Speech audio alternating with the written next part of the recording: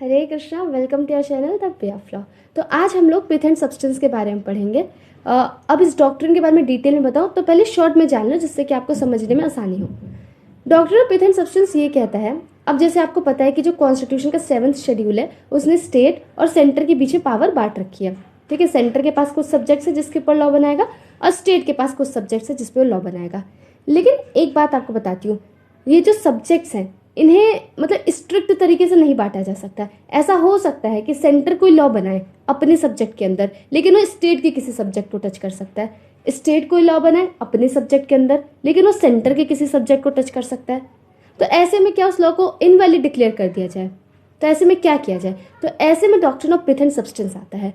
वो ये कहता है कि हम जस्ट बिकॉज वो दूसरे मतलब सपोज जो सेंटर है या फिर स्टेट एक दूसरे के सब्जेक्ट को टच कर रहे हैं तो हम उसे इनवैलिड नहीं डिक्लेयर कर देंगे। हम उस जो लॉ पास हुआ है हम उसका ट्रू नेचर देखेंगे कि उसका ट्रू नेचर क्या था।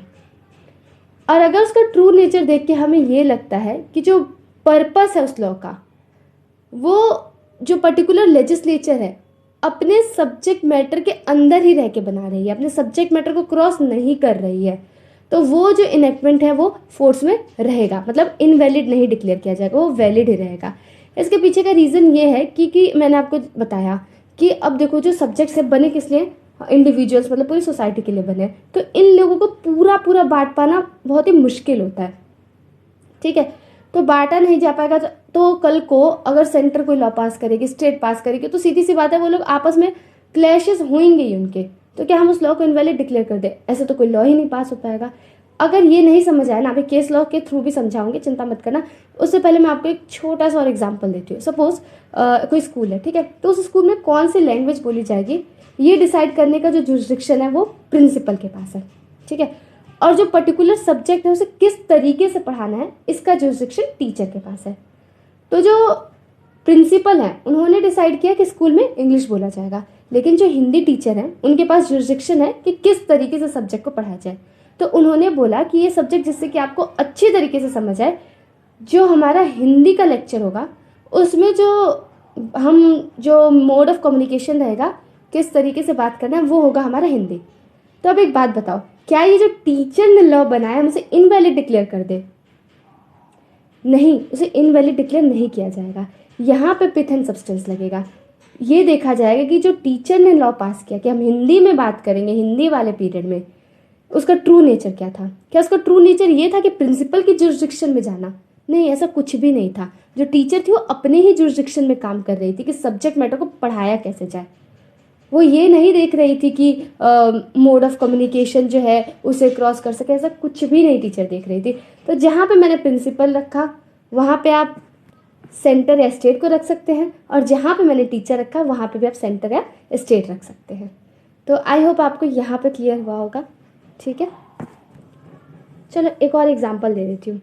अब ना ये केस का state of Bombay versus FN Balsara, इसमें क्या होता है कि एक एक्ट पास होता है। ठीक है, उस एक्ट में क्या होता है, जो स्टेट रहता है वो लिक्वर होता है ना, उससे रिलेटेड लॉ पास किया था। ठीक है, मतलब उसे कौन रख सकता है ना, कितना उसे जो है उसका इम्पोर्ट एक्सपोर्ट ये सब सारी चीज़ें हो सकती है लिक्वर से रिलेटेड।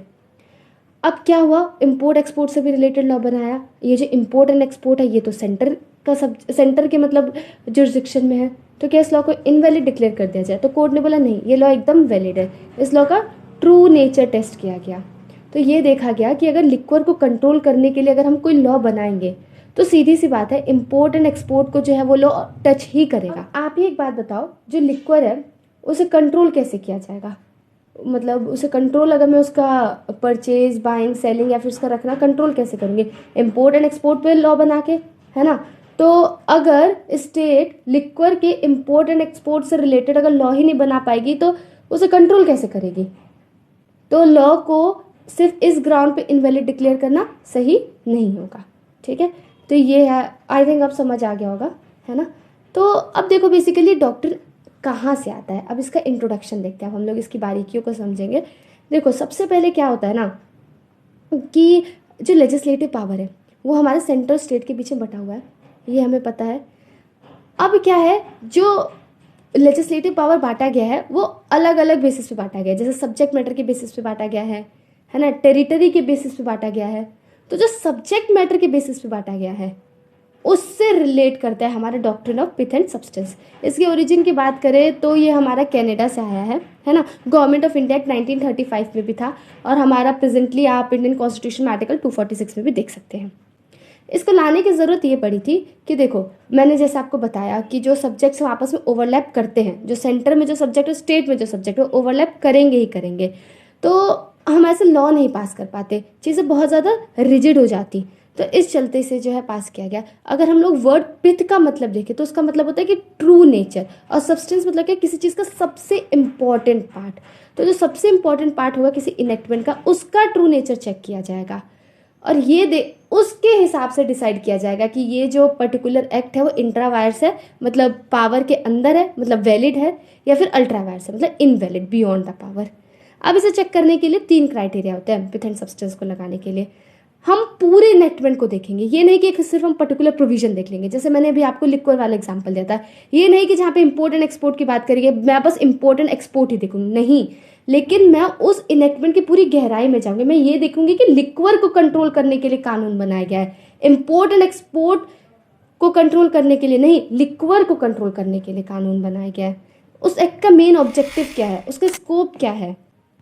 और अगर आपको समझने में और आसानी है तो मैंने यहाँ पे ना एसेंशियल्स लिख दिए हैं, ठीक है, जिससे आपको और थोड़ा सिंप्लीफाइड तरीके से समझ आ जाए। तो अब हम लोग एक और केस देख लेते हैं। बहुत ही लीडिंग केस रहा है प्रफुल्ल कुमार का केस। इसमें क्या हुआ कि एक एक्ट पास हुआ, बंगाल मनी लेंडर एक्ट 1940, ठीक है। उसके अंदर क्या था कि जो स्टेट लॉ था, ठीक है, इसमें ये जो मनी लेंडिंग के इंटरेस्ट रेट वगैरह ये सारी चीज़ें फिक्स कर दी गई थी। अब मनी लेंडर जो है उनको शायद ये बात जो भी है पसंद नहीं आई, तो उन्होंने इस एक्ट को चैलेंज किया। ये बोला कि ये जो एक्ट है इसके एम्बिट में प्रोमिसरी नोट भी आता है, और ये जो प्रोमिसरी नोट है वो तो सेंटर का सब्जेक्ट है, तो इसके ऊपर स्टेट ने कैसे लॉ बनाया। तो कोर्ट ने बोला कि ये जो लॉ है वो एकदम ही वैलिड है, इनवैलिड नहीं है, एकदम वैलिड है। क्यों? क्योंकि अगर वो जो पर्टिकुलर एक्ट है वो अगर प्रोमिसरी नोट को कंट्रोल ही नहीं करेगा तो फिर ये मनी लेंडिंग को कैसे कंट्रोल करेगा, है ना। और जो मेन मुद्दा था मनी लेंडर एक्ट पास करने का, वो मनी लेंडिंग को कंट्रोल करना था, ना कि प्रोमिसरी नोट को कंट्रोल करना, जो कि साफ साफ इस लेजिस्लेशन से दिख रहा है। तो इस लेजिस्लेशन को वॉइड डिक्लेयर करने का कोई पॉइंट नहीं है, ठीक है। Hare Krishna, thank you for watching this video, and if there is any feedback, okay, so you can definitely mention in the comment box, because I am also learning this, but I thought I should share it with you कि किसी को help हो जाए। हरे कृष्णा।